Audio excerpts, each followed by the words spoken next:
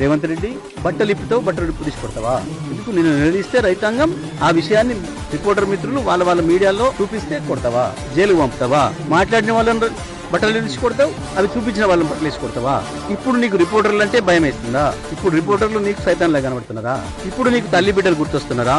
5 ఏళ్లుగా మాట్లాడిన భాష, నువ్వు ఏ నియోజకవర్గానికి పోయినా అక్కడ ఉన్న స్థానిక మంత్రుల గురించి, శాసనసభ్యుల గురించి నువ్వు మాట్లాడిన భాష, నువ్వు వాడిన పదాలు, కేసీఆర్ కుటుంబం గురించి నువ్వు మాట్లాడిన పదాలు, కేసీఆర్ కుటుంబం కొడుకు కూతురు రాజకీయాలు ఉన్నారు కాబట్టి మాట్లాడినంటే సరిపోతుందేమో. కేసీఆర్ మనవళ్ళు మనవరాల గురించి కూడా నువ్వు మాట్లాడిన భాష, నీ యూట్యూబ్ ఛానల్, నువ్వు పెట్టి స్పాన్సర్ చేసిన యూట్యూబ్ ఛానల్ మాట్లాడిన భాష గుర్తొస్తుందా రేవంత్? అందుకే ఇప్పటికైనా తెలుసుకున్న వాస్తవం ఏందో, విమర్శలు వస్తాయనే విషయం పబ్లిక్ లో నిలబడ్డ తర్వాత తప్పకుండా ప్రజల నుంచి ప్రశ్నలు వస్తాయనే విషయం మొదటిసారి తెలుసుకున్నావు. కానీ బుద్ధిగా ఉండు, సంస్కారంగా మాట్లాడడం నేర్చుకో.